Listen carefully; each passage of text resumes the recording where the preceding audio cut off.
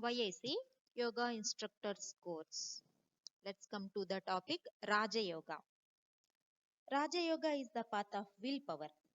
From Patanjali's Ashtanga Yoga, we have Yama, Niyama, Asana, Pranayama, and Pratyahara, which are Bahiranga Yoga.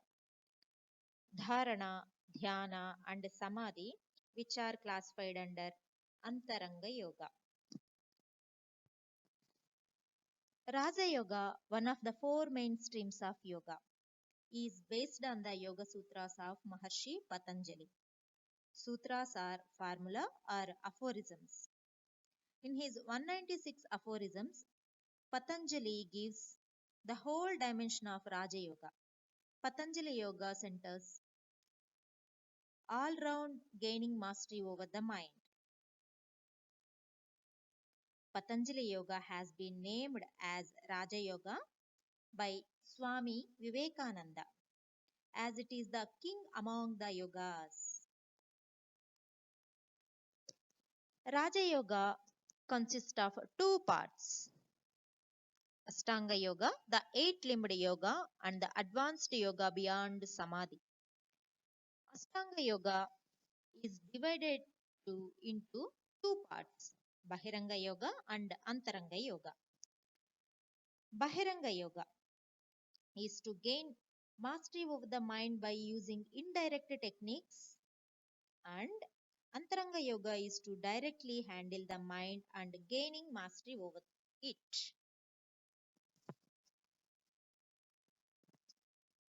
Let's come to Bahiranga Yoga. It consists of Yama, Niyama, Asana, Pranayama, and Pratyahara. Yama and Niyamas gives us a set of don'ts and set of do's. That is, what we should not do and what we should do. Asanas are the yogic postures. Pranayama is to gain mastery over the mind through breath. Pratyahara is to gain mastery over the mind through our senses. These are the indirect means to gain mastery over the mind. On the other hand, Antaranga Yoga consists of Dharana, Dhyana, and Samadhi. Dharana is focusing of the mind. Dhyana, the defocusing or meditation. Samadhi is the superconscious state.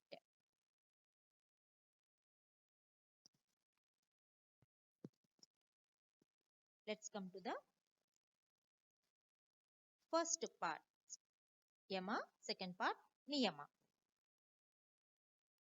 Yamas and Niyamas. Yoga is more than just a physical discipline. It is a way of life, a rich philosophical path.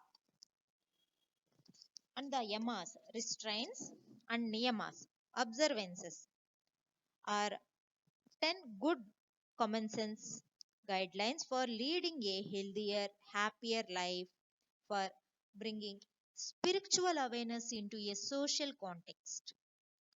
They are for you to think about and ponder over with a rational mind, because yoga is not about mindly accepting externally imposed rules.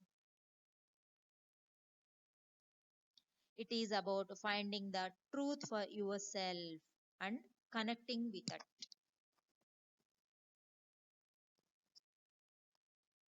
Let's come to the yamas. There are many interpretations of and opinions about the yamas and niyamas. While the ancient Indian text, the Bhagavad Gita, Puranas, assists 12 yogic restraints, the Parashara Smriti. Another text puts forward 10. But the yamas as described in Patanjali's Yoga Sutra are only 5, which are also known as the great universal vows. They are not limited by either class, creed, time, or circumstances. They are the guidelines for how we interact with the outer world.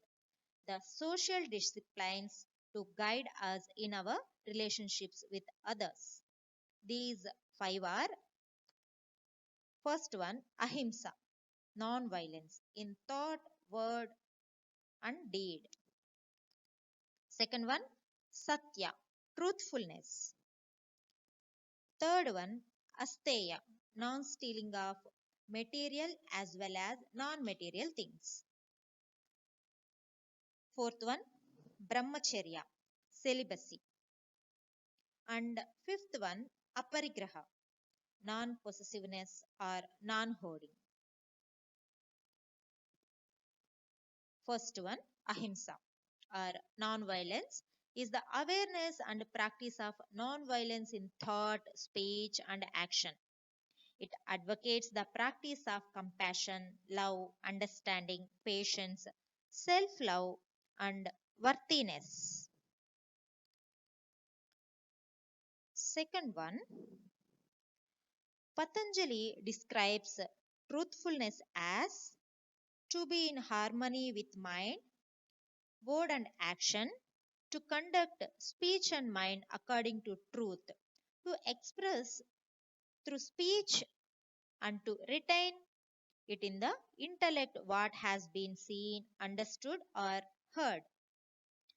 A perfectly truthful person is he who expresses in his speech exactly what he thinks in his mind and in the end acts according to it. Third one, asteya. Non stealing or asteya is the third constitute of the yamas of Ashtanga Yoga. It upholds foregoing the unauthorized possession of thought, speech, and action. Asteya stands against covetousness and envy. It advocates the cultivation of a sense of contemplance and self sufficiency in order to progress beyond base cravings.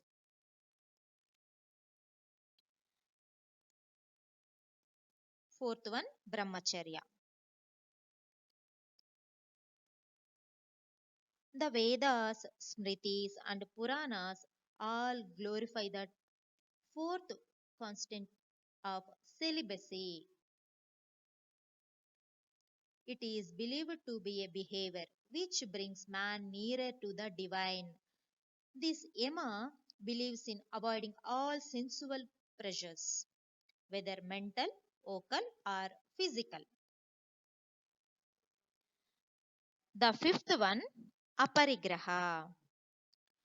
The literal meaning of aparigraha, the fifth yama, is the non accumulation of worldly objects caused by covetousness and attachment. The commentator Yama is the commentator Vyasa says that this last state of Yama is attained when one remains totally detached from sensual pressures of all kinds of and so efficiently refrains from commenting himsa or violence of any sort.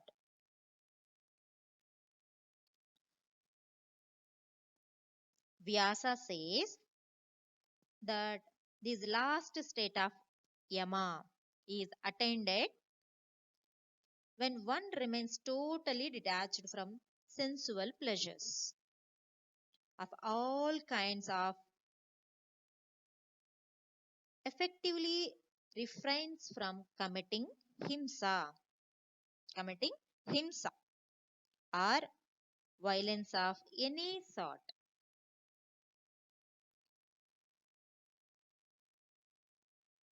Let's come to the second stage in Ashtanga Yoga, Niyamas, do's. The Niyamas are the second constituents of Ashtanga Yoga. How we interact with ourselves, our internal world. The niyamas are about self regulation, helping us maintain a positive environment in which to grow. Their practice harness the energy generated from the cultivation of the earlier yamas. Cultivation of the earlier yamas. According to says Yajnavalkya, there are 10 niyamas and the Bhagavad Gita lists 11. But Patanjali names only 5. First one, Saucha, cleanliness or purity, physical and mental purity. Second one, Santosha, contentment, an ever present happy state of mind. Third one, Tapah, austerity. Fourth one, Swadhyaya, self study or self education. Fifth one, Ishvara Pranidhana, surrendering to the God, surrender to the divine.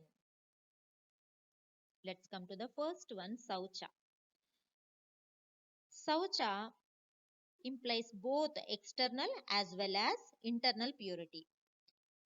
In the words of sage Manu, water purifies the body, truthfulness the mind, true knowledge the intellect, and the soul are purified by knowledge and austerity. It advocates the practice of intellectual purity, purity of speech and of the body. The second nema is that of contentment, which is described as not desiring more than what one has earned by his honest labor. This state of mind is about maintaining equanimity through all that life offers. Santosha. Santosha involves the practice of gratitude and joyfulness, maintaining calm at all costs. This state of mind does not depend on any external causes. Tapaha, the third niyama, is described in yoga philosophy as the power to stand thirst and hunger, cold and heat, discomforts of place and postures, silent meditation, and ritual feasts. It also maintains that the perfect man is he who practices both mental as well as physical austerity. Fourth one, Swadhyaya. According to the commentator Vyasa, self education or Swadhyaya consists of spiritual studies, the scripture being the Vedas and Upanishads together with the recitation of the Gayatri mantra and the Om mantra. Fifth one, Ishvara Pranidhana. Commentators describe Ishvara Pranidhana, the last of the namas, as the dedication of all our actions performed either by intellect, speech, or body to the divine.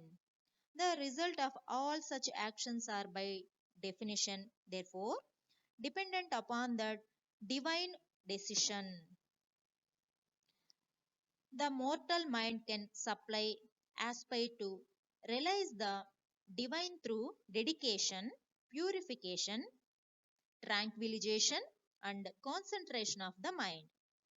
This divine contemplation spills over to all aspects of the yogi's life. This divine contemplation spills over to all aspects of the yogi's life.